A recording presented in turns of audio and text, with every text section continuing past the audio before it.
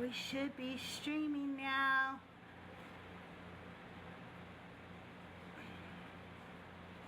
For some reason, why can't I invite you up?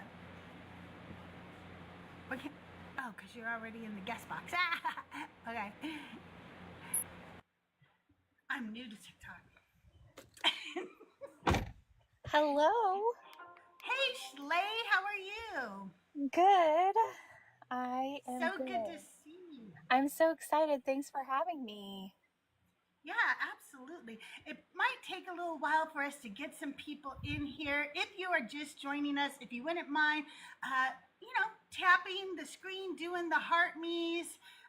We have a gift goal today of 3 of the kneading kitties. There's some kind of they're doing some kind of competition for people who go live, and they want you to get all the kitty gifts. So we need 3 of those today.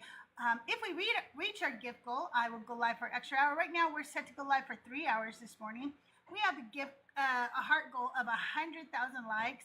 If you find a guest to be too boring and you want us to get rid of them or you don't like them, you can ask us to do a kick poll and we'll take it. I think I'm going to have to move some things around on my backdrop, but I'll do that another time. I'm not going to worry about that right now. Today, I want to talk to Christians about what if they are wrong, because so many times as atheists or non-believers, can be a believer in anything, Christians will say, what if you're wrong? And they will use Pascal's wager to tell us, like, if you're wrong, then you're going to hell, and if I'm wrong, nothing. That's what I hear, but I disagree. I think that if we were some way to prove that Christianity is 100% wrong, then we're going to find out there was a lot of things that. Grant, I'm not bringing friendlies up today. I just have Schley as my co-host, and we're going to just talk to Christians one-on-one. Just Schley and I, we're trying a little something different today. But yeah, I just want to know, what do you think? Don't you think that there's a lot of things that could be better? If we had figured out Christianity was wrong a long time ago, maybe there wouldn't have been slavery. Maybe there wouldn't be a patriarchy. Maybe there wouldn't be a lot of horrible things that happen. I totally agree. Can you hear me okay, by the way? Yes. I'm Yes. trying sitting in my car because my family's inside being loud. Oh, okay. No worries. I know the AC is running and it might be loud. Anyways, hi everybody. Yeah, I totally agree with you. I was just listening to an audiobook and it was talking about, the Salem witch trials a little bit, and I was just like, oh my goodness, these women, like these husbands even, were convinced by these religious leaders and the patriarchy and the control of the society to like to accuse and eventually unalive these women over this stuff. So yeah.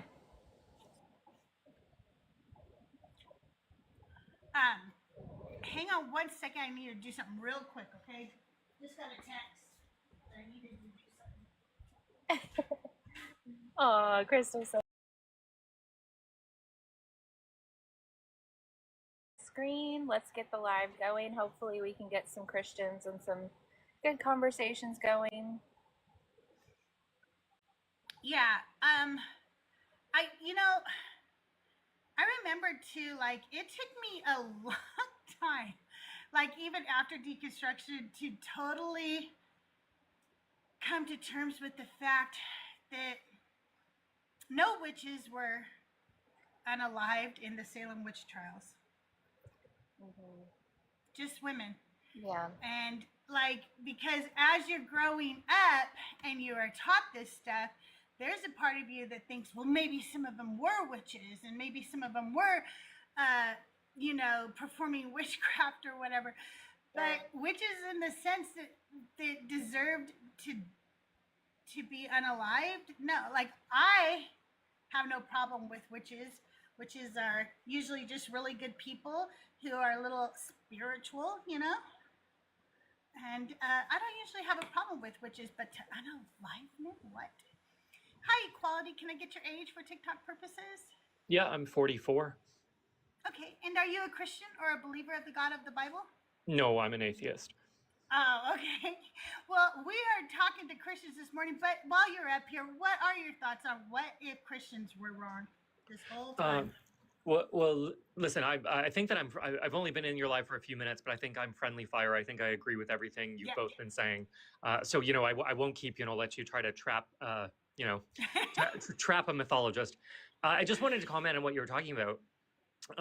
The Salem witch trials, what is interesting about them is, one, they did actually include men. There's only about 20 of them, but 20 of the people that were burned for or they weren't burned, they were hung for witchcraft were actually men. But for the women, what's kind of the more, it adds a bit of salt to the wound is that many of those women, what they were practicing was actually just an understanding of medicine. So it's not even like they were practicing a religion of witchcraft or that they were, praying to Wicca or that they were, in any way performing as part of another religion. They actually just understood, well, certain herbs, certain naturally growing things will have different results on the human body. So they just understood relatively basic science and were unalived for it, which they were healers. They were, and they were correct. What they were doing was true, and they suffered the consequences. And then the only other thing I want to say is I agree with you greatly. If religious mythology didn't exist, a significant amount of suffering that has occurred over the last 2,000 years, including things like 13 million slaves out of Africa, including things like the Spanish Inquisition, including things like residential schools, including things like the Crusades, including things like legislation that makes it easy and legal for religious people in religious power, priests, bishops, to get away with doing lascivious things to children, hundreds of thousands of child marriage globally. All of these things would not exist without the push of religion. But the thing that kind of hurts the most is recognizing, I'm not sure where you guys are from, but recognizing that what the US is doing today through the use of right-wing Christian fundamentalism is exactly step by step what happened in Poland and Austria in the 1930s.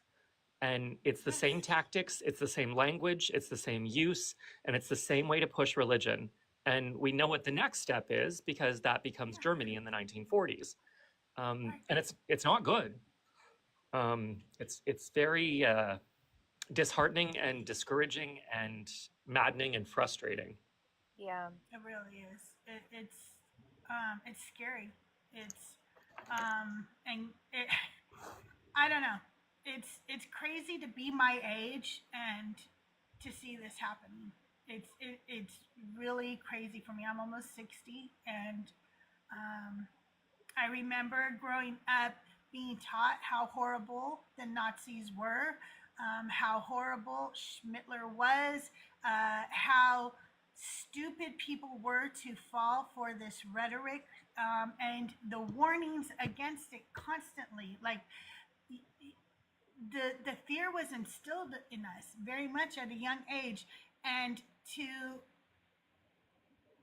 watch it happen all over. I remember even thinking, oh, I wonder what I would have been like growing up in Hitler's time. Would I have sided with the Nazis? Would I have done that, And I didn't think I'd have to find out. I didn't think I'd have to actually live it and go, oh, no, I would not have. But sorry, did you say you're almost 60? First of all, well done, Yes. You don't look remotely close to that. But secondly, you're right. Even if you think of, are you American? Yes, I am. Yeah. Even if you think of just what women did in terms of liberation from the 60s, the 70s, what the suffragettes did, 50 years before that, you, a woman in your 60s in 2025, is having to combat all of the same crap that those women fought for, not just 50 and 60 years ago, but like up to 100 years ago, and you're still facing it. And then, it sounds like you grew up with an education in simple terms that taught us the Schnazis were the bad guys. Yep. And of course, we all ask ourselves those questions. If I were there, what side of history would I have stood on? If I was there, what side of history would I be part of? And reliving it, it's also interesting because when we look back historically on World War II, it's hard for us to understand, well, how did this happen? How did they let it happen? How did it get there? And then watching it play out in real life, it's so easy to see one step at a time. They disenfranchise another, one step at a time. They promote through propaganda the sort of ideology of hatred and bigotry towards immigrant, whatever it is. It's just one step at a time to gain power and control. The thing is, I feel like I'm just putting salt in your wound, but as a American female who is nearing your 60s, to have to sort of advocate against things that your grandmother and her mother, they already did this. They already did this. Right? And yeah. It makes me so upset. Like, and to hear marginalized people be okay with this, whether you're a woman or a person of color or an immigrant, why are some of you going like, no, I'm for Donald Trump? What are you talking about? Yeah, but he would not shake your hand if he met you in person. Well, Mr. I don't know what we call him, the mustache man. Mm-hmm. He, almost 200,000 Jewish Germans fought on his side. So they fought for him. And then after, about the early 1940s, he turned on them and said, no, you're Jewish too. You're going to those camps. So there were people that ended up in Auschwitz that actually fought for the Germans, but they were Jewish. And it's the same thing. It's the same thing. He was popular. People liked him. People loved him. People thought he was a god and that he was going to change the world and that he was going to make everything right again. And people feel the same way about Trump. Anyway, it's disgusting.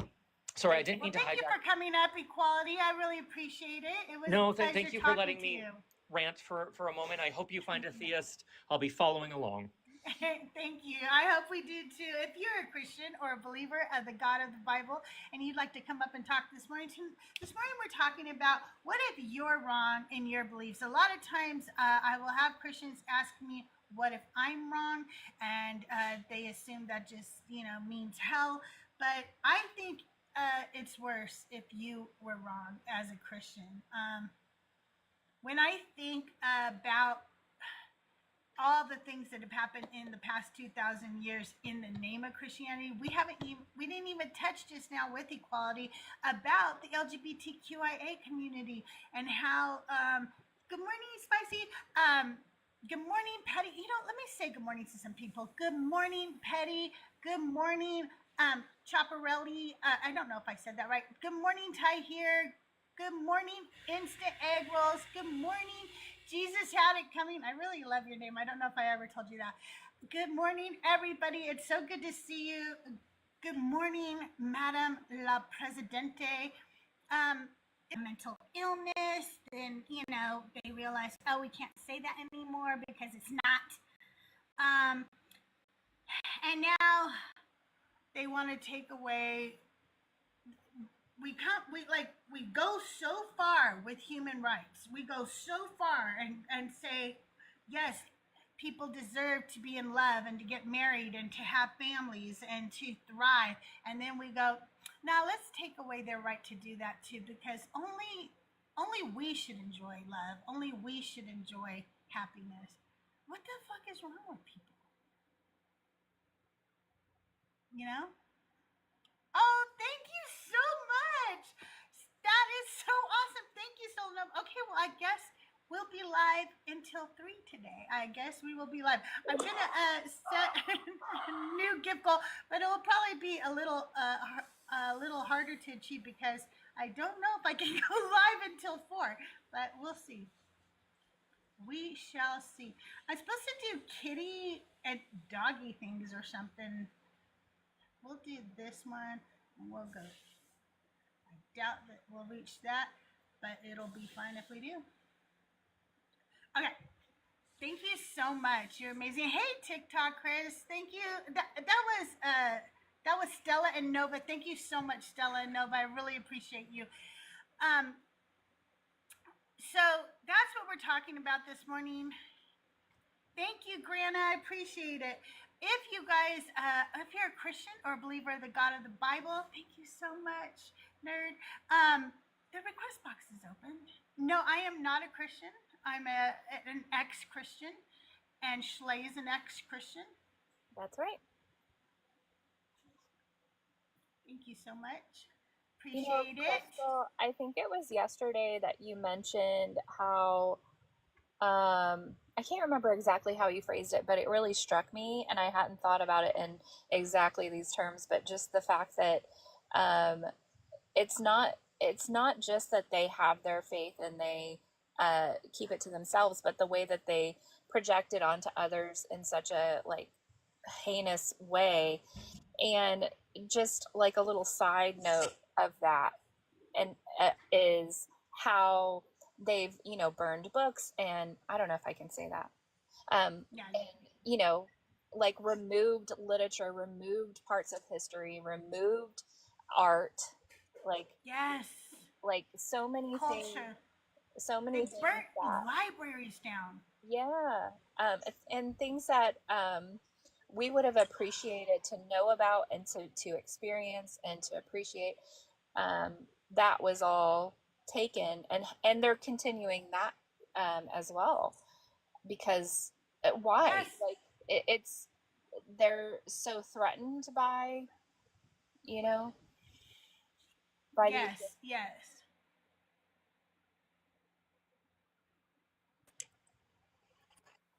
Good morning, madam. Can I get your age for TikTok purposes? Hello, I'm 40 years old. Okay, and So- are you a Christian or a believer of the God of the Bible? No, I'm not believer, but I know the Bible very well, and I study religions very well. So I find your subject it's very very interesting. Sorry, my English is not very good, but Oh, I it sounds beautiful. Thank you so much. So I really loved what you said about these beliefs and religions, because what I have learned about religions is that the religions were made by human beings to control people. So as you talked about slavery, I agree 100%, because these religions, they made bomb slavery. If we read, for example, in the Bible, in the Quran, in the Old Testament, they all encourage slavery. No one said that human being, you have to stop slavery, we are all equal. No, in each book we have these people who says like slaves, you have to do this, you have to do this. Then later they come, they talk us about to us about love, about fraternity. So personally, I don't find where is this love really when we say that the non-believers, they are going to the hell, only the believers, they are going to heaven. So in my opinion, I think they create also a racism. This is what we see in our communities. I'm in France, and I see this in France because in France we have a lot of people from different countries, different beliefs. So although those believers, they are just between them, some of them, they don't marry the other people who have different faith or different beliefs. So I don't see really the positive things in this religion, except separation of people, and racism, selfishness as well, and no one. Patriarchy. Yes, exactly. The women. Anyway, they can make a hierarchy. It is a supremacy culture. Exactly. And as I grew up in Mediterranean countries, and I see how here the women, how they are treated, especially in the countries where there is this no rights for women. You have some people, they come and they tell you the men have more value than women, and the women they have, to obey to their husbands, brothers, or fathers. They don't have the words, like they just treat them as animals. Nothing to say. You have to eat, clean, and that's all. And all these thoughts came from the religion. So the religions, puts us back instead to develop ourselves, instead to teach us how to grow up in this world. They developed, no, they teach us how to live like, people from 2,000 years ago or 1,400 years ago. So I think it's good that people they read first the books, try to understand, and also read the history. The history, it's very, very Yes. interesting. Yeah, try Yeah, from where, absolutely. yeah, from where these stories came. Because when I read about, for example, the story of Adam and Eve, I found that it existed with Babylonian civilization, Yeah, with Sumerian civilization. It's just it's Jewish. They went, to Babylon, and they took this back. They created the Old Testament, then the Christian, then the Muslims. It fulfills like this. So it's nothing is proof that it's from God or something like this, just to control us, and that's all. So I yeah. agree. I agree 100%. I think that the problem is that, one, most people are indoctrinated, and then the ones that are not indoctrinated, they do no actual study about a religion, whether it's Christianity or Islam or any other religion, before they jump in. They are trying to fill a hole in their life, and somebody says something that makes them feel good in their emotions, and they jump right in without any knowledge. And it's sad, because we meet them every day, people who have no idea what their Bible says. People like, I don't think that I was fully aware as a Christian that I was literally valued less than a man monetarily. I don't think I knew that. Did you know that, Schley? I did, but I had a different reason, I guess. I mean, I had a lot of contributing factors for feeling that way or seeing that. And maybe I wasn't always completely cognizant of it. I don't know. It's kind of hard to remember sometimes. Like, Yeah, it is hard for me too. the way that I used to think, like the further away I get. But yeah, I mean, I definitely was like, I did not have a voice. I did not have any like authority to push back or to question or anything like that whatsoever.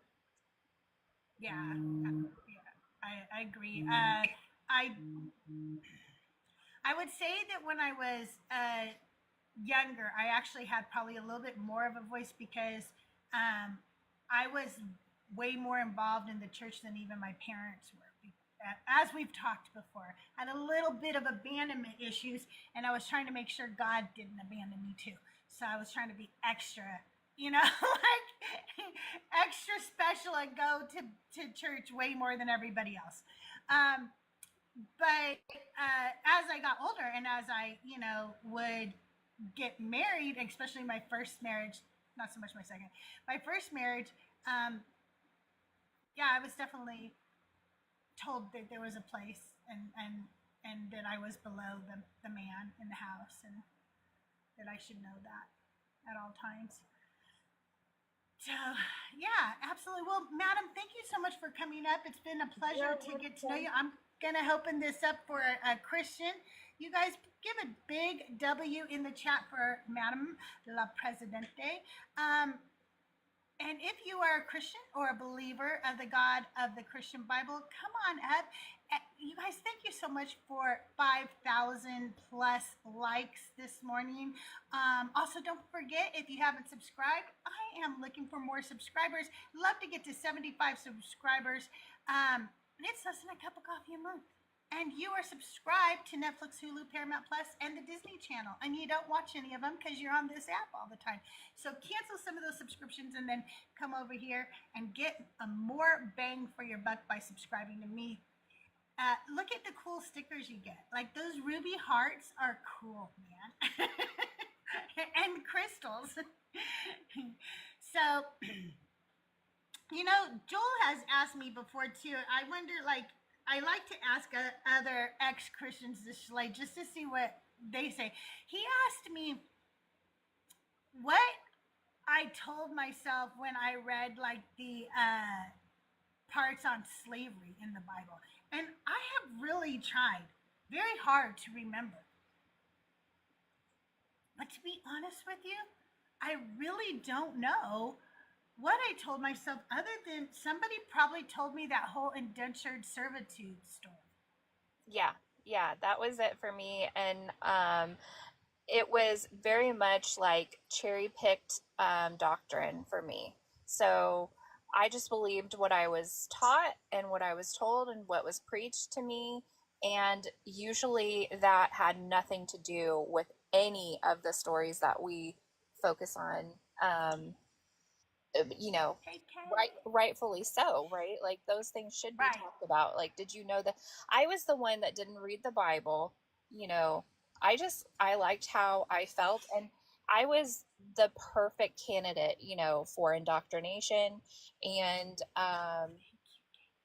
I was just looking for someone to love me like unconditionally and feel like I could finally like be deserving of that to a degree. But it was also this constant battle of like it was just another avenue, another way for me to be told that I wasn't good enough, that I would never measure up. But then it was just that cycle of constantly striving for it. So yeah, I was like the perfect candidate for don't read that part, glaze over this part, or gloss over that part. Don't look too closely at it. Just take what makes you feel warm and fuzzy and good about yourself. And then it was a lot of fantasy and magical thinking as well. Right. Yeah. Like, And the only bad parts about the Bible, I was supposed to take and use them to hyper criticize myself. Anything like that, even in slavery, I was taught to look at that as, what are you a slave to?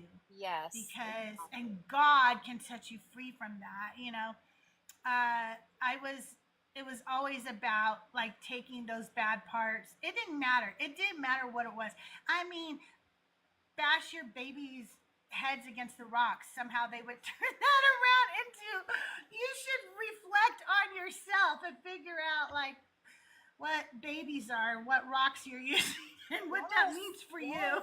Well, it's all psychological tactics that they teach you and train you, and they use them on you, but then they also are teaching you to do it to yourself. So then you begin to gaslight yourself about these things as well. And that takes a lot of unlearning, rewiring, and strength and courage to face as you deconstruct, for sure.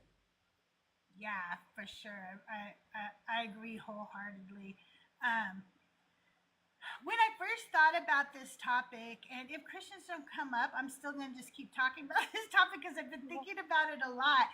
I mean, there were things that are just kind of silly too that I think of. I'll tell you a few things. Like, first, I think about how much further we would be advanced in every aspect of humanity if half of society had not been held back by men. We were held back. We were not allowed to be leaders. We were not allowed to be scientists. We were not allowed to be engineers. We were not allowed to be mathematicians. We were not allowed to do things like that because of this religion. And because of that, there are untold amounts of advancements due to women being held back by men. Untold. We'll never know. Yeah. But then there's this other part for men that I want people to think about. I've thought about this a lot.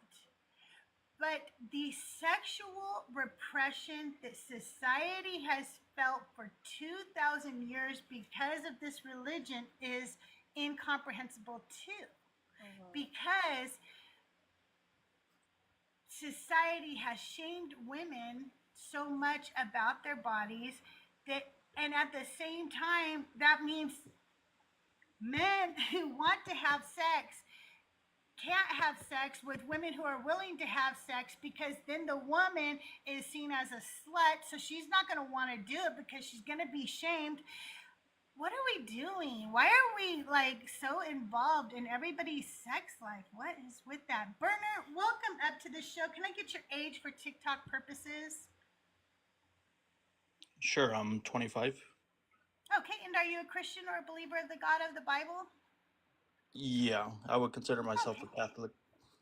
Okay, so my questions today is, what if you are wrong? What does that mean to society as a whole if this is all a lie? Well, if my belief is a lie, then I guess you would then have to like consider like what are the alternatives, and like if the alternative is true, then basically I would say there would be um I guess like no inherent value, I guess, if we're just considering everything as nature. Okay, but what about all the harm that Christianity has done for 2,000 years if it is wrong? So like for example, like if you're gonna say, hey, um like all these Christians have done wrong, you really don't have a framework to compare that to. If you're just gonna say like, oh, I feel like this was wrong, I but do it's have just a your framework. opinion. If you're wrong and there was no God telling men that they are in charge of everything, then women would have advanced more in society. We were literally held back because this religion said so. I don't have Okay, to compare so that to anything else. I would know, oh my gosh, you guys have been lying this whole time. There was no God who told you that we were beneath men. Do you understand? yeah, I see what you're saying. So you're saying like, your standpoint is, hey, I'm looking at the situation where it looks like Christians have been not letting women become to their full potential, Right. It but wasn't that doesn't. until the 1970s that we could even have our own checkbooks. Sure. So like I can grant you all that, but that still doesn't disprove God. I'm not trying to disprove God. Does that say I am trying to disprove God, Yeah, you're saying Brennan? what if we're wrong? Like we're Right, I'm wrong about our asking a belief? question. What if you're wrong? I'm not trying to disprove it. I'm Oh, asking you, what if? what if I'm asking it's you not to take true? a look at, right, what if it's not true? What harm has it happened because all these years people have believed this to be true? And what if somehow we found out today it was all a lie, it wasn't true, there is no God telling men that they're in charge, telling Christians they're the only ones going to heaven, there is no heaven, there is no hell, all of it's a lie? What harm has come because of this belief for 2,000 years? So I guess if there is no God, then it's basically whatever humanity determines as harmful. So if you're saying it's more harmful X, I can say the same thing. I could say the opposite of that, and we really don't have like a, what would you say, like a foundation of truth besides whatever we think is true. Well, we do though, because we go by societally, socially, the cues that we get from each other. People generally don't like tend to survive if they're not going along with what is good for everyone, right? So like I believe, Crystal, I won't speak for you, but we tend to just do no harm is the philosophy that we live by. Be kind, um, do no harm. You know, like obviously I may not be perfect at that, but you know, I think we can use our critical thinking skills. And as we evolve as humanity, like we'll learn more and more how to be better and better at not causing harm. And once we know better, we learn better, we become educated on something, then we shift away from the things that are causing harm. That's the evolution of it, right? So that has nothing to do with there needing to be anything beyond us or our humanity to determine that. So I would disagree with that simply because you're saying your framework is minimize harm, but then I'm saying my definition for harm is different. So that's where we're Is both it, Bernard? clashing. Let's find out if it actually is, or if you're just saying that because you think that you have some kind of objective moral standing, which you don't. Bernard, do you think that murder is wrong? Yeah, murder is wrong. Schley, do you think murder is wrong? Absolutely. Sure, but Bernard, do okay, you let's think say harming children is wrong? so. Let's say I said no. I Then asked you a question. Then say it. Say it I'm proud saying with your chest, so I can hypothetically. clip this and I can put it out there for everybody to know that you think it's okay to harm children. Or be honest and tell me, do you think harming children is wrong? Yes, I'm saying it's wrong. But I'm Schley, saying do you think how do harming you? children is wrong? Absolutely. I'm Okay, saying so how do Bernard, you? we actually don't have two different ideas I can't of make the what is question. harmful. Well, let me finish. Okay, I was go ahead. making a point, and All I right, think go ahead. you know I was. We don't have two different ideas of what harm is. We know what harm is, and every single type of harm is not listed in your Bible anyway, Bernard. It's not. I would There is actually. no. Go Oh, ahead. sorry, I didn't mean to interrupt. No, I just you're would, fine. I would like to posit that you have a better morality. You have a better frame of reference for what is harm and what is not harm, and how we should behave and relate in the world as a human. Like your nature is where that comes from. I don't think that your book gives you that framework. Okay, so I guess Yeah. let me pose a question. What is something you disagree with that the Bible says that like you don't agree with it? That way we can have like a Mhm. better discussion. Because we both agree, murder is wrong, Well, if harming we're kids is wrong. But what is something you actually disagree with? if we're talking about harming children, we could talk about the Amalekites, right? If you want to talk about women's rights, the way that the Bible absolutely brutalizes women. According to who? What do you mean What do you- according to the Bible? Bernard, it's in the Um, book from the beginning to the end. Do you know what percentage of women have names in the Bible, Bernard? no, I don't. But basically, my whole He question wouldn't is know like, because it this doesn't is affect him. this is your interpretation of the Bible. It's not my interpretation. It is written in your Bible. Yeah, What it's percentage so of the Bible has women's names, Bernard? I have no clue. It's less than That's 10%, and we're 50% of the population, Bernard. So what? Don't you think that that is So wrong of a what? God? Oh, come on. So what? No, So you're no. saying there has to be 50-50 names on the Bible? Would that have to be would Bernard, it that means have that to your God extend to didn't give a every shit about history book? women. Your God doesn't give a shit about women in that book. It sounds like it's written by men. Men who felt weak and inferior because they could not give How birth. how if literally the Bible's saying that men and women are equal in No, they terms of don't. No, working it for doesn't. Women are worth 30 shekels, that's men your are worth interpretation 50. though.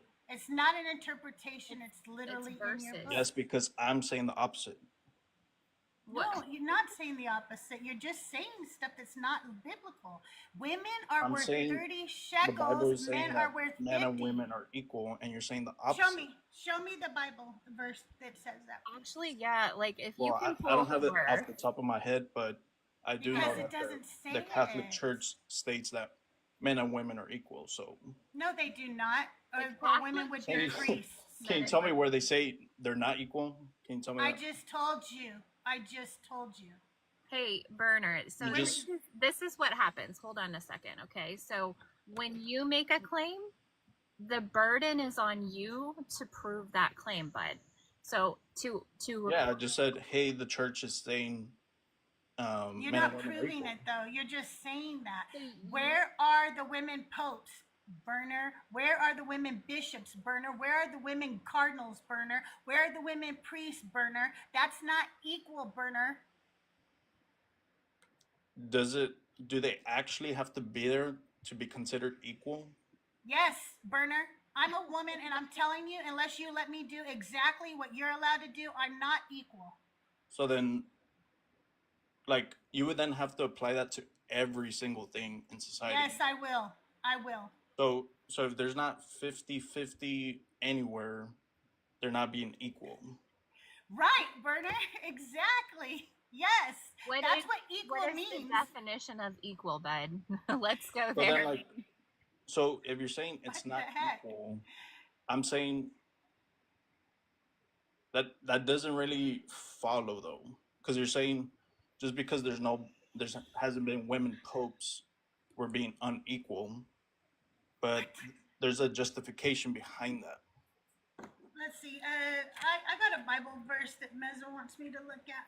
First Corinthians So 11:3. you're saying that it's just for the inequality, but that makes it equal. Make it make sense. No, I'm saying it doesn't make it unequal, or yeah, and it doesn't make it unequal for women. Okay, I'm gonna read be this women Bible popes. verse. It will show you that we are not equal. Okay, this is First Corinthians, chapter 11, verse 3. Thank you, Mezzo.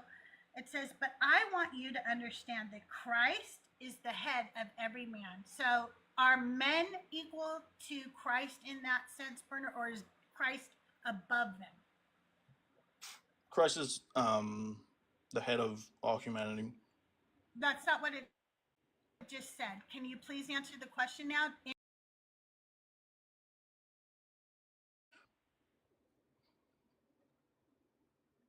Hello?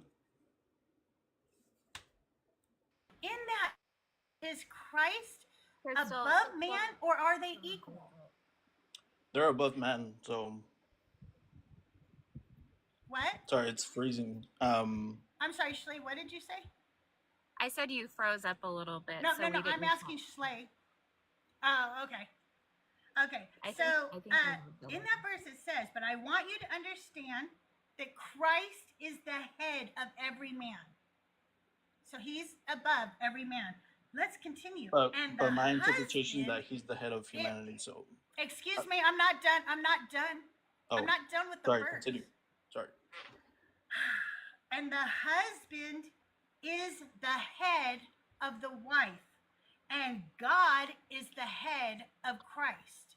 There is a hierarchy, Burner. Women are not equal to men in this book, Burner. Yeah, so he's basically stating that there's different roles for men and women. There's a hierarchy. There's supremacy. We are not Not equal. really. It's kind of like how how there's a president.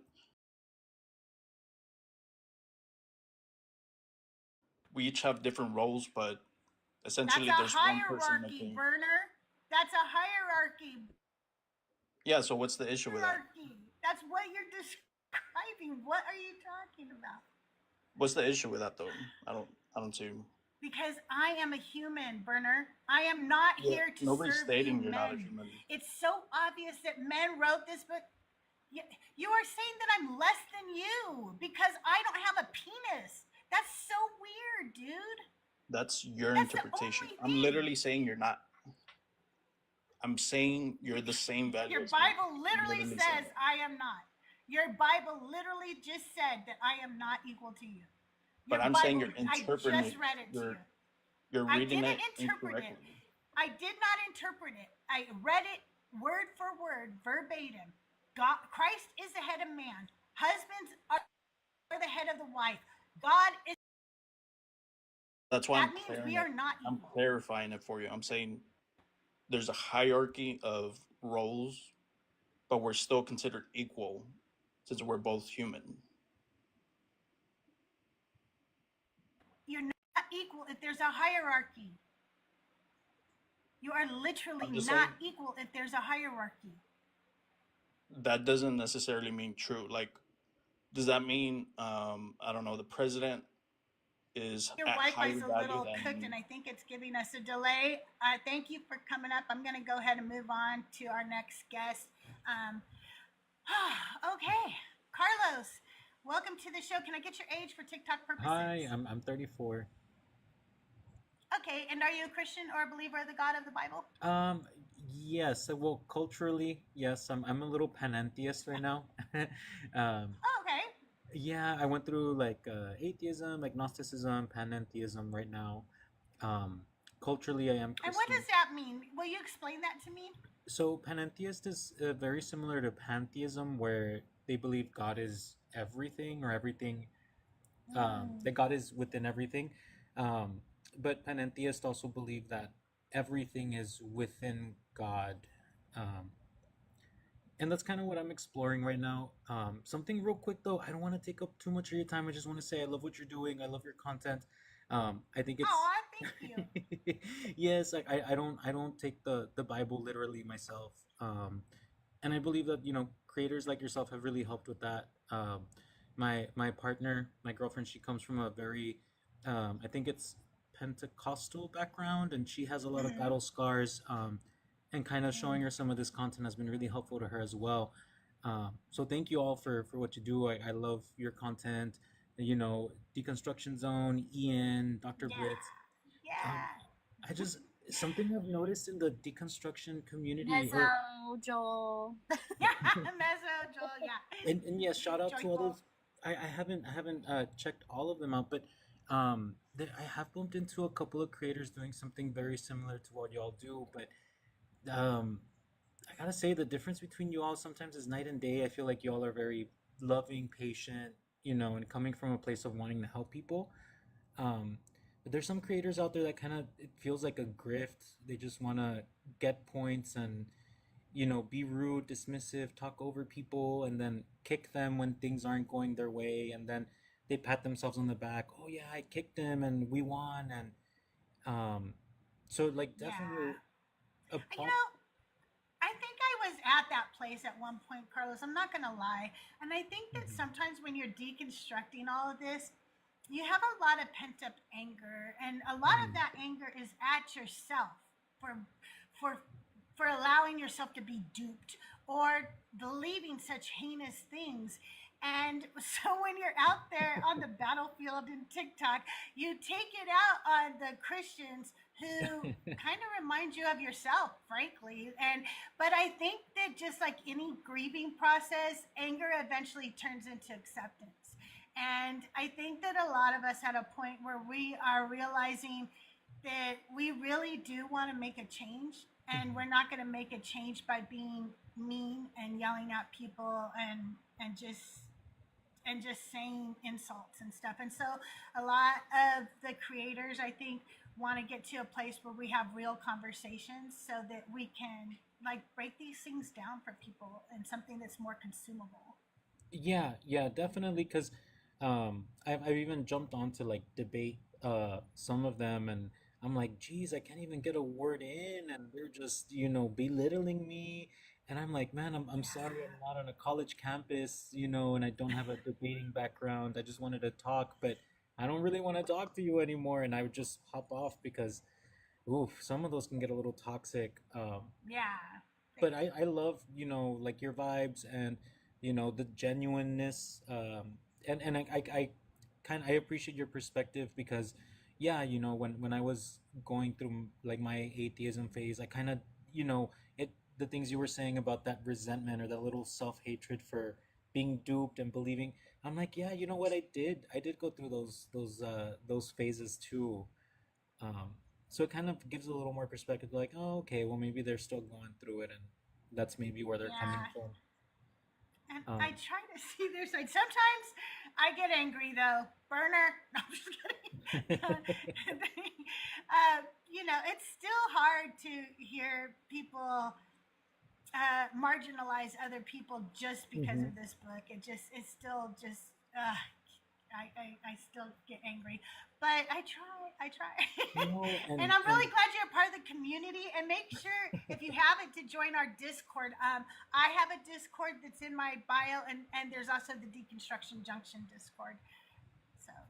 All right. Well, I appreciate your all's time. Y'all have a great day, and I'll see y'all later. You too. Bye, Thank you for Carla. coming Bye. up. Appreciate you. Bye.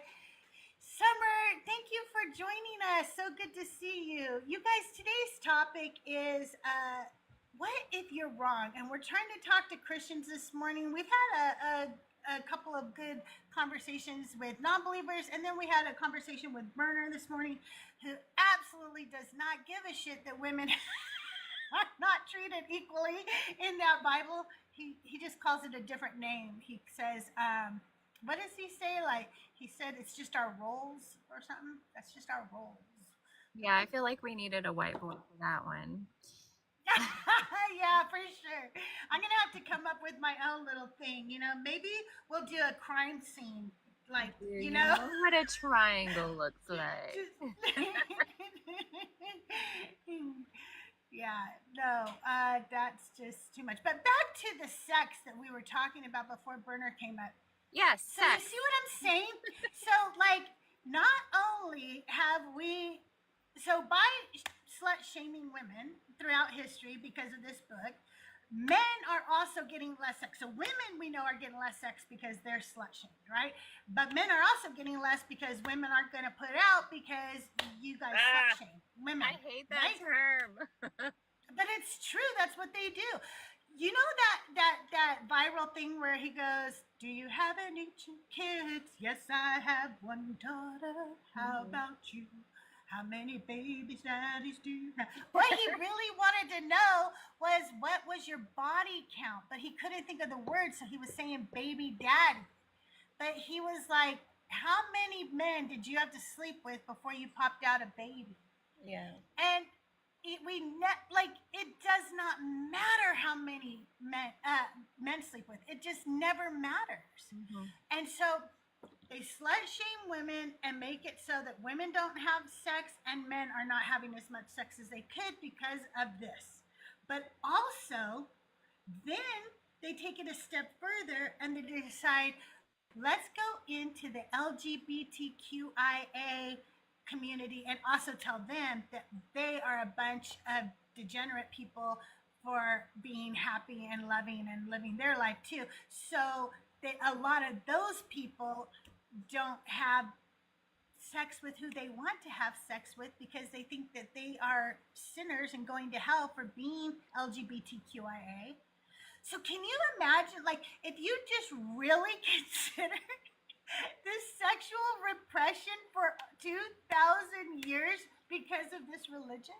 Yeah, I have a lot to say about this. I mean, I think it's something, right? Like, you deconstruct different aspects of the way. It's not just the religion, it's not just the doctrine. And I think this is a huge thing that even in our community, I can tell is still not completely, like, not everybody has deconstructed purity culture completely. Mhm. And, you know, as I've come out as bisexual and now, like, with an open marriage, people even in the community, I've felt a little bit of tension, like if I discuss that, which I don't, like, I haven't discussed it very much, but you know, I've noticed that there's like this I don't know the word for it, but they're not fully, like, accepting, or they don't fully understand. I think it's something that yeah, is important to discuss, because it doesn't have to look the same way that you were raised. Like, your relationships, your sexuality, all of that is a spectrum, and you get to explore, and there's a freedom that comes with that, that you don't get if you continue to think in that repressive way, you know? Right. You are right. I should have brought up the polyamory part too, because, okay, so I believe, and I'm not saying this right, because I think there are people who are going to be scummy, slimy people, no matter how,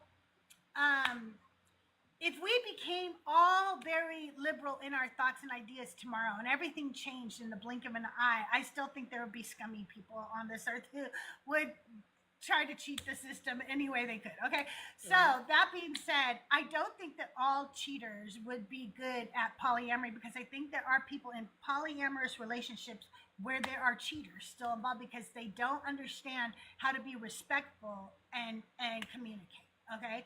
But I do believe that if it became more mainstream, there are people who would not cheat because they would go, oh, this is how I've been feeling all along, that I actually want a real open relationship, but I just didn't think anybody would do that. So instead I've been cheating, you know, because I do fall in love with lots of people. I do feel attraction for more than one person at a time. I am capable of that, but I can't find people who are. You can't find people because we don't let people talk about it. Right. We make them feel like monogamy is the only way, and that's just so stupid. Yeah. It's just so dumb. Yeah, I think I don't know, like it's kind of been a weird like journey of self-discovery, and I think there's so many layers to it over the years for me. But I think if you have open communication and you establish certain boundaries, you know, you can be perfectly safe in an open, you know, ethically. The thing is, like, if you don't feel that you can be honest and you can have those conversations, Right. maybe work on that before, you know. But yeah, I mean, my mom had an affair, and I'm the person who caught her in the affair, and I was 16 when I found out, and then she blamed it on me, and so it was just this horrible mess of, if they would have, if you know, if people, if my parents, for an example, right in line with what you were saying, were free to communicate and felt that they could be honest with each other and accepting of each other for who they were in that moment, maybe things would have gone differently, you know what I mean? So Yeah, absolutely. I think that's the biggest gift that you can give yourself and your any potential partner, is that transparency and that honesty. The bravery just to be honest and to just stand in your truth is the most important thing. And if you can't do that, then you shouldn't be in a relationship, period. Right. You really shouldn't. Lying is just in line with what we were talking about. You know, that is harmful. That causes pain. And it doesn't just cause the other person, if you know, because I don't know, like I always tend to find out, like I may not clue in right away, but like eventually I'll figure out that you're a dishonest person, and then I'll be like, fuck you, I don't deal with that, you know. Yeah. Anyway, I'm kind of rambling, but yeah, just be No, you're fine. be honest. Like, Yeah, for lying causes pain, it's hurtful, it's harmful, and like, why do it? That's exhausting. Then you have to keep up with it. Just be yourself. Exactly. No, for sure. So I thought about the sexual repression. I thought about the amount of ingenuity and what have you in advancements we would probably have had women been treated equally since the beginning. And I can't really blame only Christianity for that, because in my mind, the way I picture it is, as we evolved, a lot of men were stronger than women, and so they used might makes right and beat the shit out of women, and women submitted because of fear. And then we continued as a society, and then we said God said it was okay to do that. You know, God ordained this hierarchy of men over women. But I also then thought about, like we've talked about, all of the culture and art and everything that was just destroyed from other gods, other communities, other ideas, other thoughts, just because they weren't in line with this Christian deity. And they literally destroyed them, just burnt them, knocked them down, crumbled them to the ground, and they continue to do so. Well, I don't know how many Christians continue to do it, but I do see Muslims have gone in and started tearing down, other cultures, gods, and so forth. I've seen recent videos of that. But like, why? What is wrong with you? I And think then if I'm sorry, go ahead. I just think that's why I really like the question that you have on the background of what if you're wrong, because that's, the Pascal's wager thing is what they always bring to us of like, Yeah. oh, you don't want to burn forever. So it's just this, it points to the power and the strength that fear has over us, right? And the control that they wield or, over us using that tactic of trying to, garner this fear response out of people. Yeah. And so it comes down to they're afraid of what they don't know, and they're afraid of anything that's different than what they deem as the righteous path or whatever. Right. That means, women are very terrifying, especially when we come together and we aren't being catty and bitchy towards each other, and we support each other and lift each other up and take on a cause. My God, when it's the most beautiful thing when women are united on an idea or on a cause. I mean, it's some of my favorite work to be a part of when women do things like that together. So, it's scary because like we are a huge part of the population. So how else are they going to control, inquisitive minds, Yeah. And I just thought about something. You know how when Joel does Hump Day, Dump Day, and they will come up and say, but, what about, like, if we got rid of it all, think about all the old art and culture and everything that you would destroy from Christianity. And he'll say, no, I really appreciate the, architecture. And I've heard Daniel Green talk about, too, the architecture, the cathedrals and stuff like that. Why should we care about your cathedrals and your art? You have literally not cared about anybody else's or hold it sacred. True, and beyond that, nobody's trying to do that, you weirdos. That's Nobody your is. thing. That's you are the That one. is what you do to other people. Yeah. I remember when Notre Dame caught on fire a few years ago, and I did not shed a tear. And we're like, how can you be like so heartless? And I said, because I think of all the abuse that occurred in that. And I think of all the victims who had been abused in Notre Dame, because there's no doubt in my mind there have been abuses beyond we can imagine, whether they're children or women or whatever. There's abuses that took place there. There's no doubt in my mind. And I think that all of those victims would love for it to be burnt down. And so that's why I don't shed a tear. But I don't want it destroyed because I think that it is beautiful architecture. And I think architecture and arts from all religions help us grow as a humanity. It teaches us things, and we can learn from it, and we can grow. But y'all think that if it's not from your Jesus, it needs to be destroyed. And that part I just don't understand. You know what I mean? Yeah, I just don't totally get it. agree. I think it is important I don't want people to live by the Bible. I think obviously dump the Bible, right? But I don't Right. get rid of it, because then how are we going to ensure that it doesn't happen again? That history Right. doesn't continue to repeat itself as we are seeing right now. And I think Exactly. a huge reason why is because I know for me, and I won't speak for anybody else, but I live in Texas. I was educated in Texas, and the thing is, like, it was completely whitewashed. I'm still learning things that happened, and I won't go into it, but I digress. I'm just saying, I feel when I am presented with a new fact that, oh my gosh, that was a part, and that wasn't that long ago that these things were still happening. Wait, and then to even come to realize, like, we are not past some of the things that I thought we were past, obviously. Right.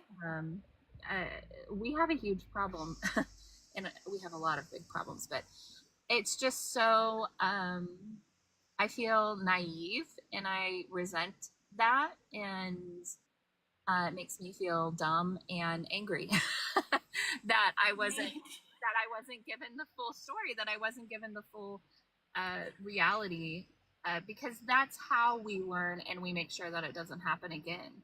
And so to have those parts that were too hard for them to admit to, or whatever, that they didn't want that storyline, that narrative being told for various reasons, it takes away from our ability to prevent, to make sure that these things don't get repeated. Absolutely. Absolutely. I do too. I feel angry at how much I don't know. In case you didn't know that the majority of school books come from Texas, and throughout the United States, they all come from Texas. They have the contract for the federal government, so it's whitewashed everywhere, and we get a very crappy public education in the United States that is very whitewashed and doesn't really teach you shit. Critical race theory is very important to teach in schools, and fragile little whitey people are too scared to hear it because they're afraid it might make them seem bad. No, you might be the villain in the story. Oh no. But it's a shame too, because the amount of learning things I've had to do in my later life that I was like, wait, there's so much now that I need to go back and redo because I wasn't taught these things, you know. Mm-hmm. But thank goodness for books and libraries, because there's a plethora of information out there for you to learn if you want to learn yourself about what's going on and what has occurred. Like, I remember the first time I heard somebody mention Nat Turner, and I think I mentioned this before, and if somebody reminds me, even if somebody goes and puts a note in my Discord or the Discord channel right now, I'll try to remember to put the Nat Turner information in there. I was, in somebody's live, and they mentioned Nat Turner as if it is a name that we all should know, but I didn't know it. And I didn't know it because I'm whitey. That's why I didn't know it. And it makes me so freaking mad that I didn't know about that story. It's a very important story to the history of slaves, to the history of Christianity in slavery, to the slave Bible, to rebellions in slavery. It's a very important story, and they ate him. Yeah. They made bags and shit out of his skin. He's not the only one they did this shit to, but yeah, they did do that. Mm-hmm. It's so freaking disturbing. Anyway, if you're a Christian or a believer of the God of the Christian Bible, segue. That transition was fantastic. Thank you. The guest box is open. Well, Soldier of Christ, why don't you come up and let's talk? Thank you guys for meeting the first gift goal. Because of it, I will be live until 3. I have a new gift goal up, but I know they're ridiculous. I just have them up because you already met one gift goal. Hey, Soldier, how are you today? I'm doing well. So if you think that if you're wrong, that all you do is laugh, what about how much you guys screwed up the whole entire world because of this religion? You're not going to think about that at all? Wait. So you think we screwed up the world? What about communism and Marxism by you guys? I'm not talking about that today. I'm talking about Christians. I'm talking about Christians today. I'm talking about how if you are wrong, then you have been saying that women are lower than men for 2,000 years, and you were wrong.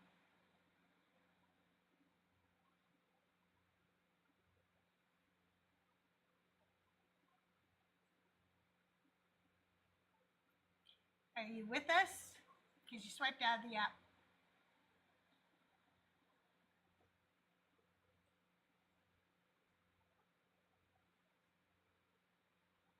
Hey, Tommy J.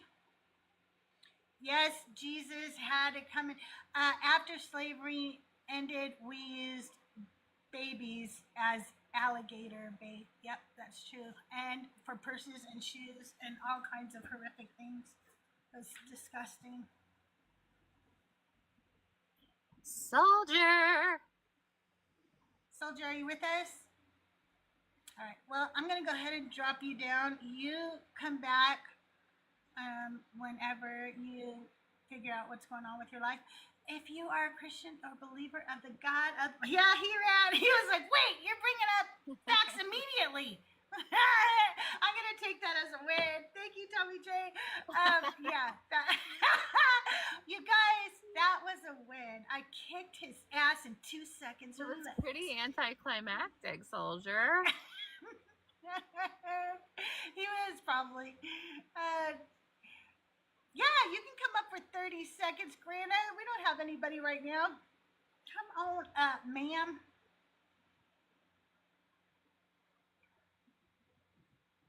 Grana. Hey, I just want to come up because, of course, you're wonderful. Don't ever think that you're not wonderful. But just wanted to clarify, because I don't want any misinformation, that critical race theory is only taught in advanced levels at the college level. I agree. No, that I know it's not. Oh, okay. I know Okay. that. I'm saying it needs to be taught in our schools. No, the correct history needs to be taught, but critical race theory is actually not something that should be taught until your brain is fully developed. Why?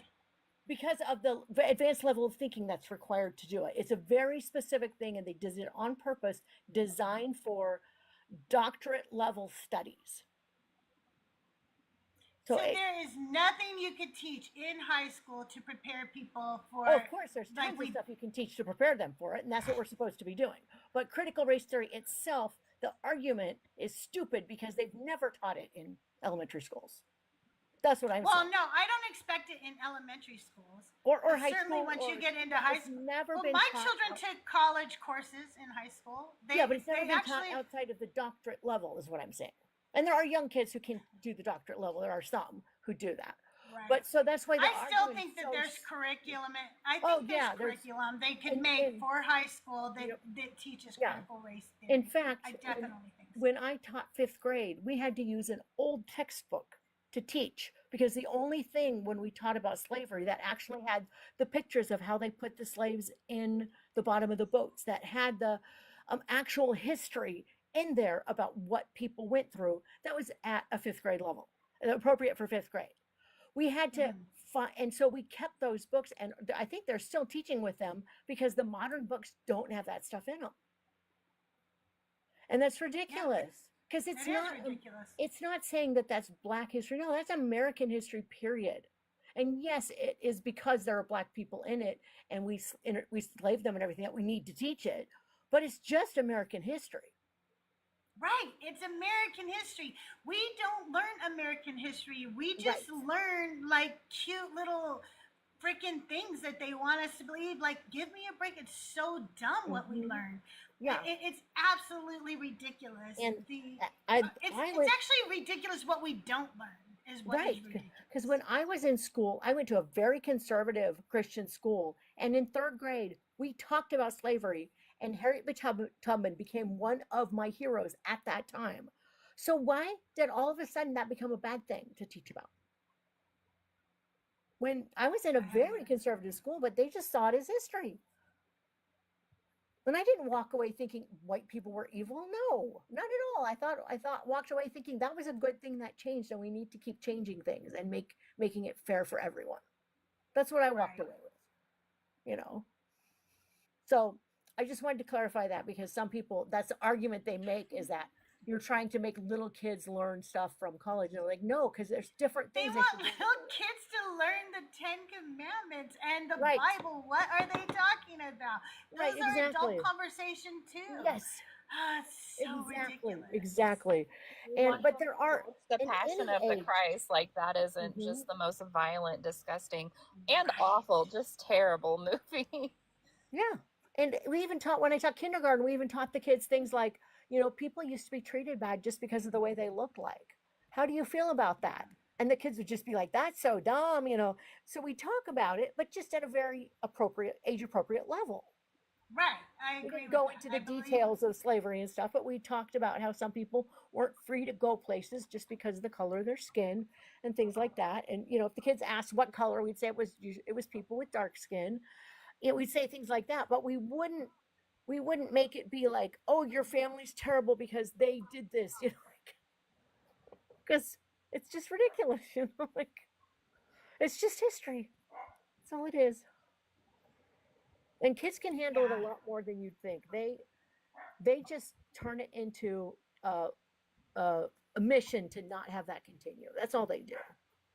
You know. Right, because kids understand basic ideals of fairness and Mm-hmm. how they want to be treated. They understand empathy. You know, they might not know that's what they're feeling, but Right. they know they're feeling that. You know, they just don't know how to express it always. Yep. But yeah, Yeah. One of my but favorite thanks moments. for. Oh, just real quick, I promise. One of my favorite Oh moments no, was you're when fine. a kid, before Obama, this was, and a kid brought up to me the book, the what do they call the picture book of oh my gosh, I just lost the name, but one of the picture books of what's his name? Like only one of my favorite people in the world, or who used to live, but he was one of the abolitionists, early abolitionists. And he asked me, he's like, was this man president?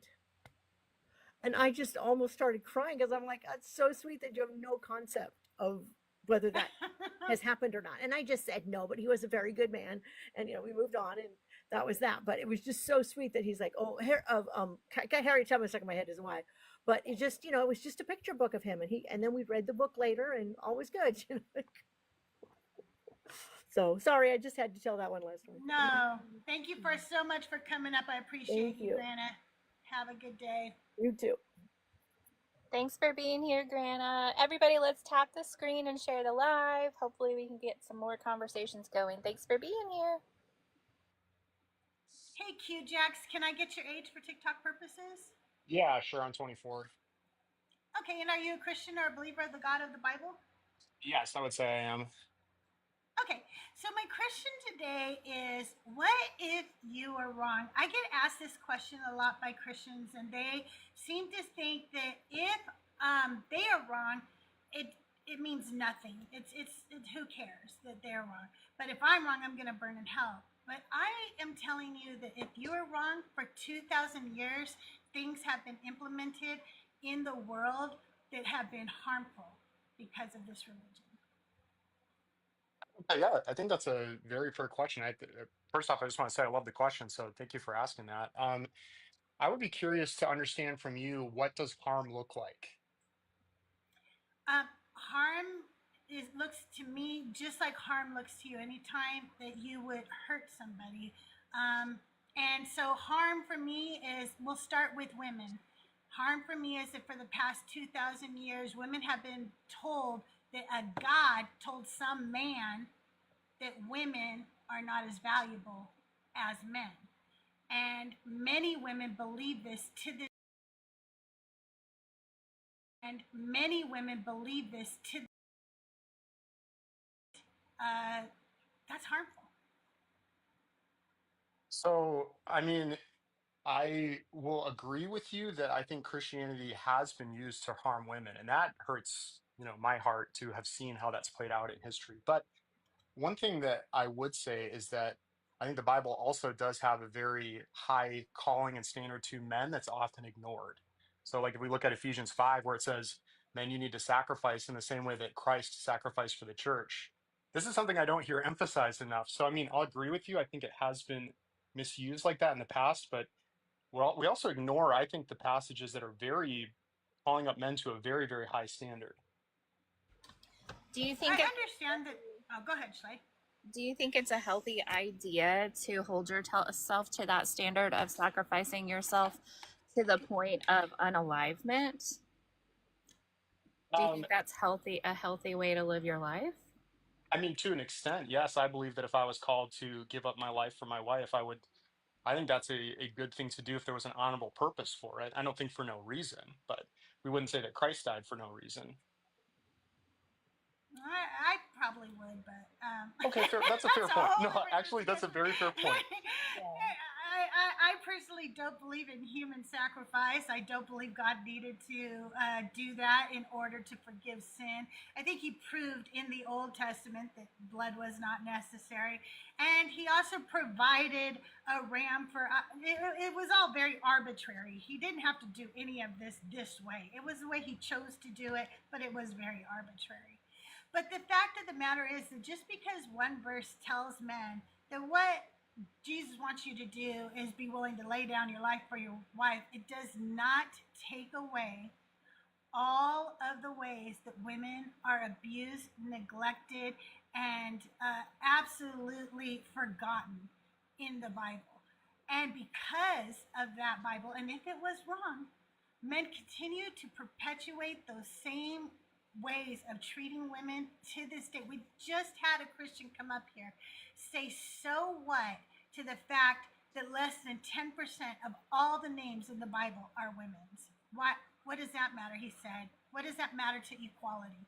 And what it matters is I'm a woman and I'm 50% of the population, and this God couldn't even see to name half of the characters women in the Bible, and this is supposed to be his holy word.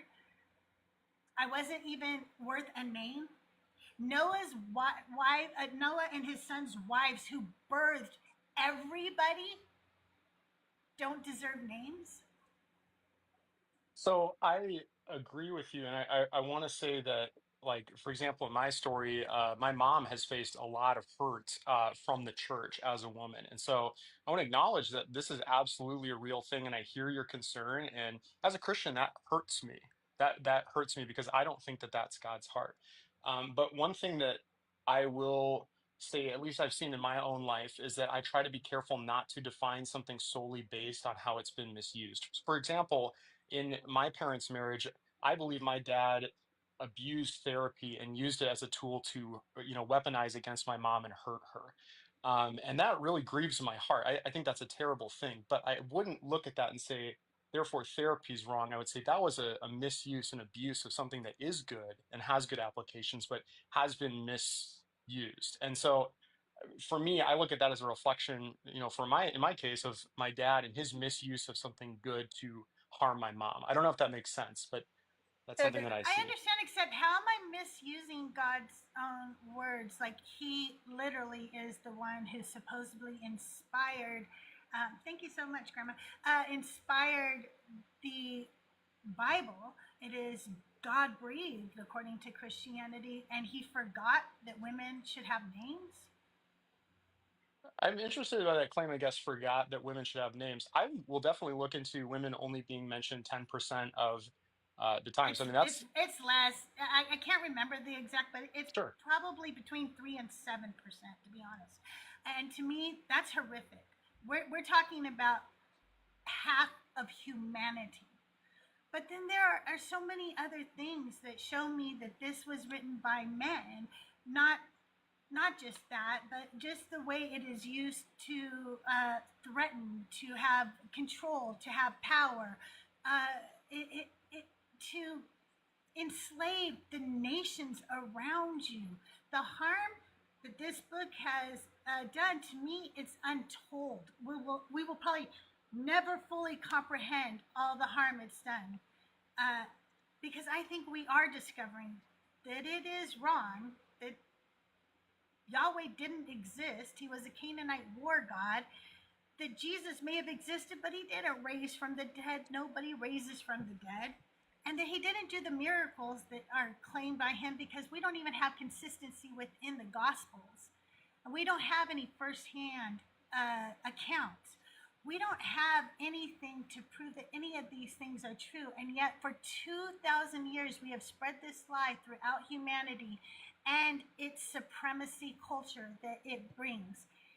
And it has done untold harm because of it. So I'm curious, from that perspective, if you believe that this is perhaps fabricated, and there's maybe not so many solid reasons to believe it. Why do you believe that it has perpetuated? Was this used systematically as a tool to oppress, would you say, or what was the Absolutely. reason that this circulated in the way that it did? Go ahead, Schley. I was just gonna say yes. I mean, it's a tool used to oppress and to control. You know, that is what it is all about at the end of the day for me. Is it's very clearly man-made by a specific group of men who lacked a lot of knowledge and education.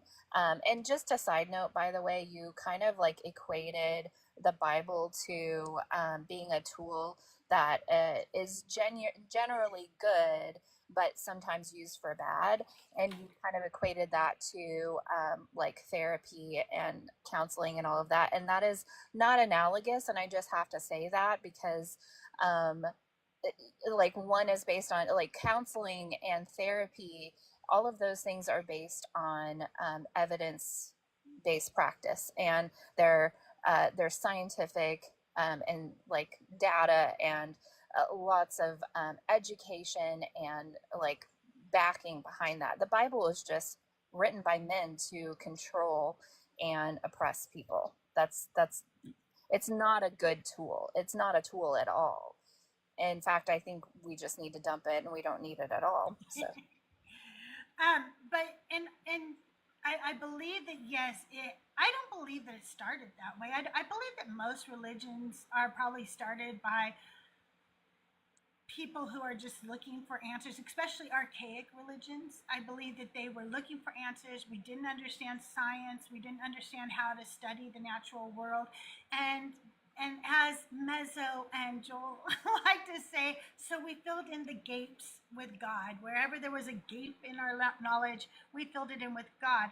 But if you don't understand that very quickly, politicians and rulers learned that you can control and manipulate people with religion, then you are not very, well read on your history, because it is certainly, and it is happening now in our country.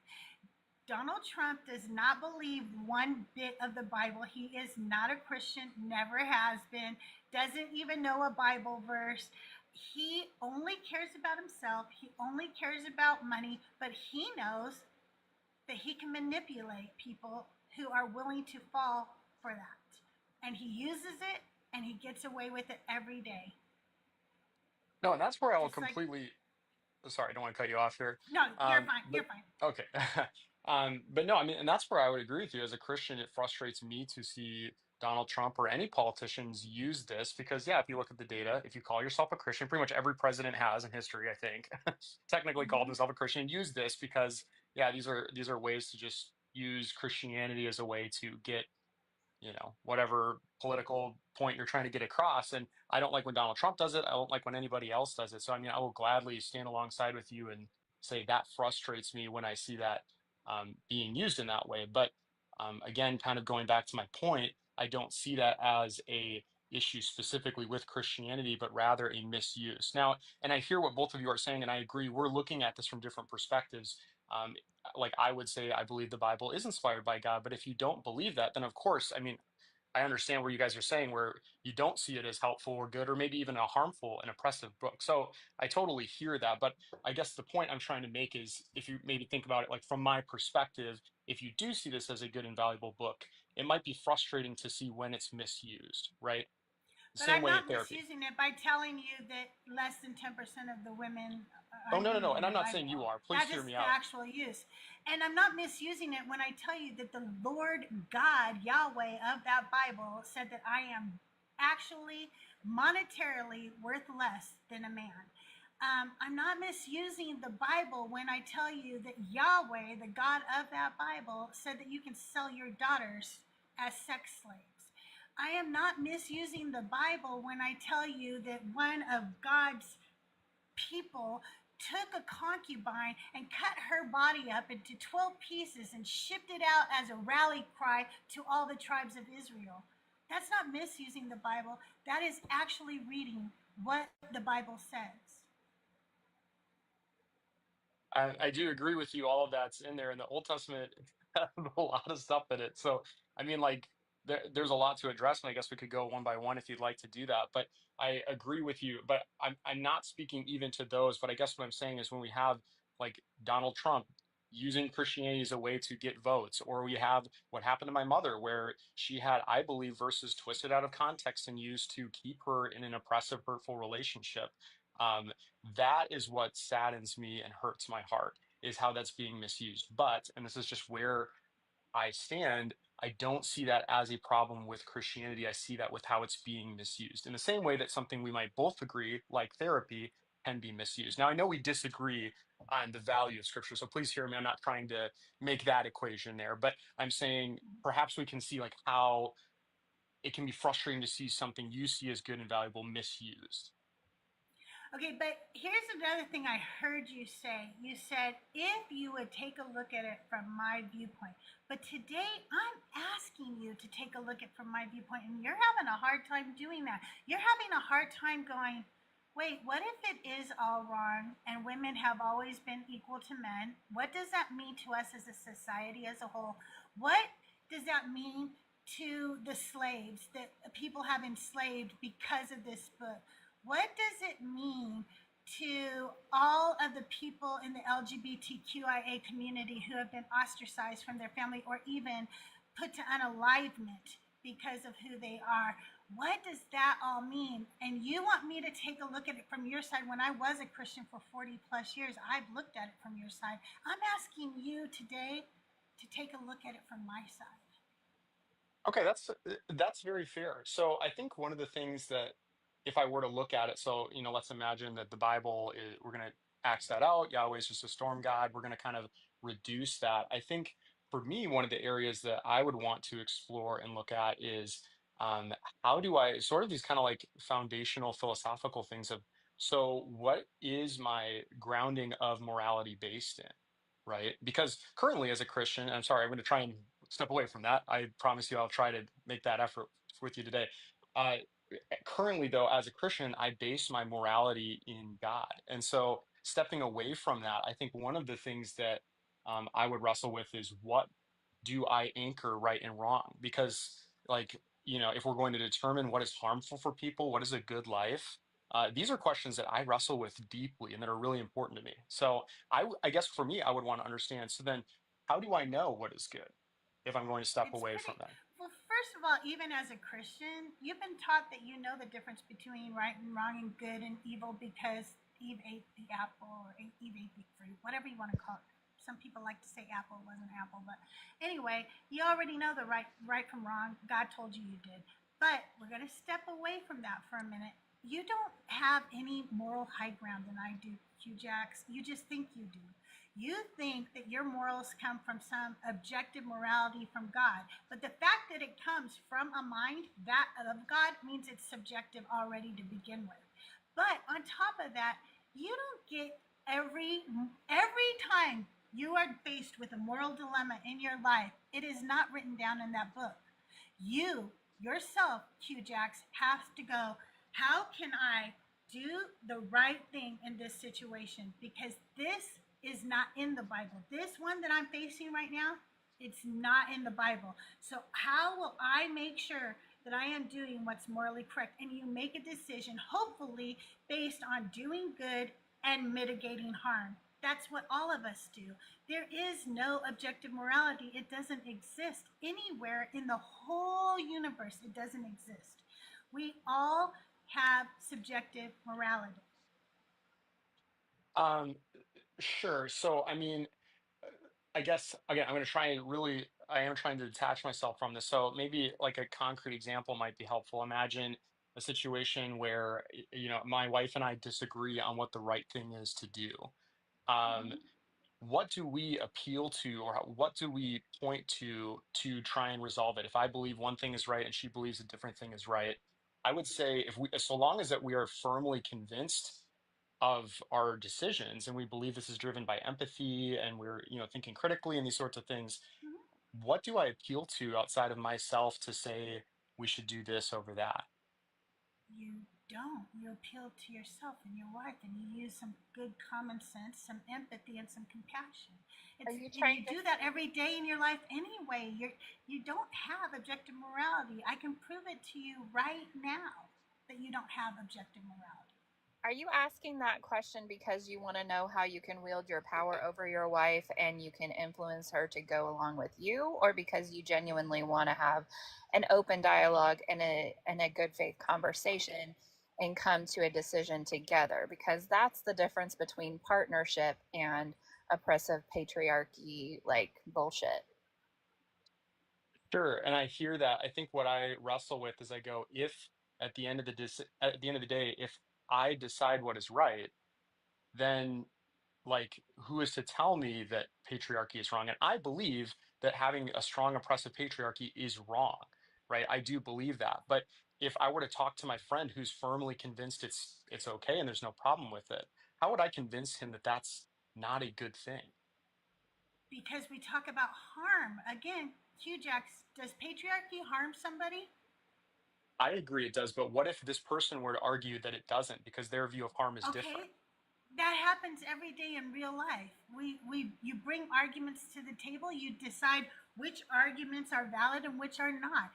If when you're sitting here showing him, oh, patriarchy is harmful to 50% of the population, what argument can he have against that? But again, I just want to show you that you don't have objective morality. You don't have it. You just think you do. Okay, Q-Jax, is it wrong to grape somebody? Yes, I believe it is. And is it wrong because consent is the morally right thing to do before you do something like that with somebody? Consent is the moral right thing to do, right? I mean, I would agree with that, yes. Right, of course it is a moral right thing to do because it's the respecter of another person. It is mitigating harm. It is also optimizing joy because if you're both in for it, then you're going to have a good time, right?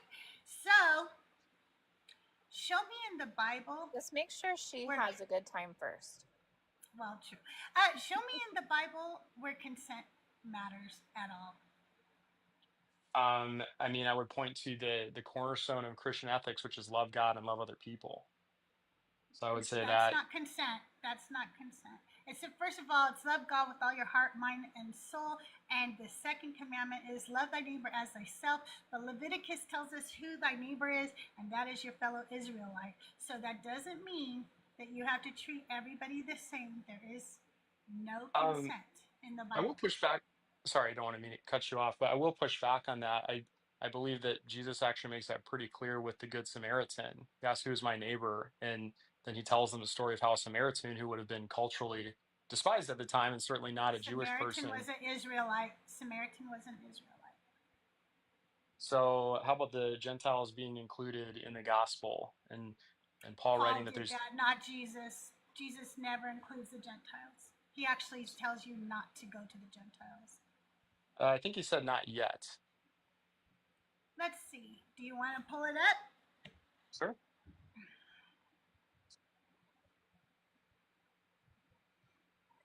I mean, if we zoom out for a second too, it's like this is a little silly, but I mean, why are you comfortable with aligning yourself with a book? Because from what I've heard of this conversation, I quite like you, and I think you have some good ideas. There's some Yes, I ideas agree. in there that I think could be refined and tweaked, and I think you could do better. But who can't, right? We're all working on ourselves, hopefully, and growing. But yeah, I mean, I think that you are capable of recognizing what harm is. You've displayed that here in your conversation about, you know, the presidents and things like this. So I don't understand why you need the Bible. I think you don't need it at all. You know, I think you can reason and recognize these things perfectly well enough on your own. And if you are aligning with this book that you like to take it from this perspective and understand it from this interpretation, but other people use it directly to justify literal genocides, and like still to this day and throughout history. That's the point of this conversation, the harm that it's caused and and perpetuating Perpetuated. yeah, blah, blah, blah. To this day. So I guess, why are you comfortable with aligning yourself and living your life with a book that you don't need, very clearly from my perspective, that Yeah, people are using? They're using the same words that you're using to, and interpreting, in a way that makes you feel comfy and warm and fuzzy. They're using those same words to justify atrocious, disgusting, abhorrent behaviors. yeah. So I see two sort of things that you're saying, if I'm hearing correctly. The one is, why do you need the Bible if you can determine what harm is yourself? And then secondly, this book has been used to justify things that we would believe are bad, right? And so, like, why would I I point wouldn't to say that? I wouldn't say if you can determine it. I didn't say if, because I think you can, you do. I know I do. I know Crystal does. So it's not a question of if. And I don't think that's something that's really up for debate, because it's apparent in how you have expressed yourself. I know it's apparent for me. I know it's apparent for how Crystal treats and relates in the world and treats other people. It's not a matter of if we need it. We don't need it. Yeah. Yeah, and I think that's where I will push back. Is I would say that generally there's a lot of things that we agree on, and I think maybe Crystal, you had alluded to this earlier. You know, I believe that stems from the Bible saying we are created in the image of God, and because of that, we do have, an imprinting of what is right and wrong to an extent. But on the other hand, we also do disagree with a lot of different, moral issues. You even see that in our politics or just the way we live life. People have very different ideas of what is right and wrong, and so I, um, I do believe that as rational people, we can come up with systems to determine right and wrong. But the ultimate question for me comes down: when we disagree, sure, we can argue and debate and use reason, but at the end of the day, if there's nothing higher than myself or yourself to point to, it is just There opinion. is nothing. You still do that. You still do that, or there wouldn't be 45,000 different denominations. That's what I'm telling you. When you and your wife disagree now, you guys go and say, let's say a prayer and we'll pray together. And at the end, you, Q Jax, probably because you're the man, goes, okay, this is what God said and this is what we're going to do. Even if your wife doesn't want to, because at the end of the day, a decision has to be made. Now, before we get too far away, I want to read you the verse because he didn't say for now.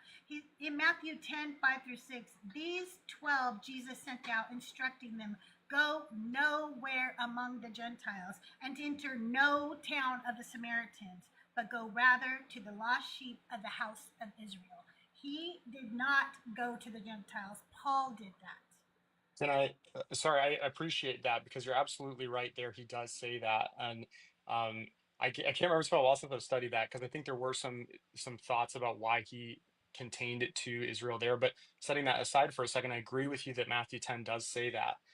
But if we look to the Great Commission in Matthew 28, after Jesus has risen and he is speaking to people, he does say, therefore go and make disciples of all nations. And so I would say there's absolutely a global application to what Jesus is saying. So I agree with you that Matthew 10 is saying that, but I would push back. So just a contradiction. But It's can just you recognize another contradiction Yeah. in the Yeah. Bible? That's all Can that you- does. Can you recognize how confusing that is? Because you would think, and I mean, let's zoom out even further, because there are more important things, like, I don't know, don't diddle kids. Like, why isn't that in the book? There could be a better book. Like, we are more evolved and more creative and more clever and more intelligent and more educated.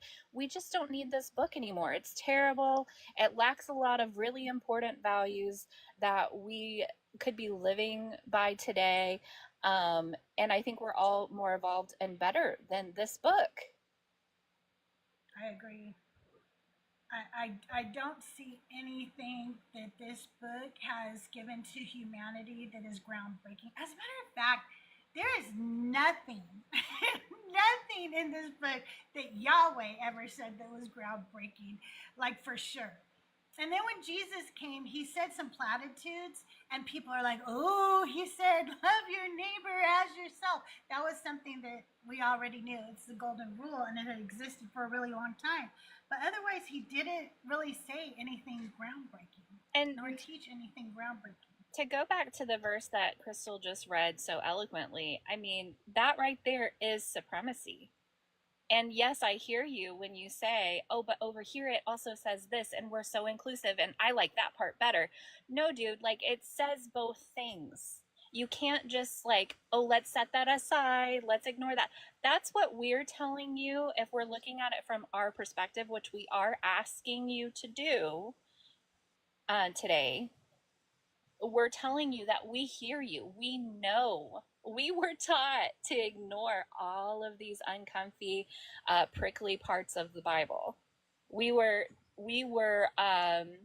those things were glazed over or glossed over, whatever, for us in our indoctrination.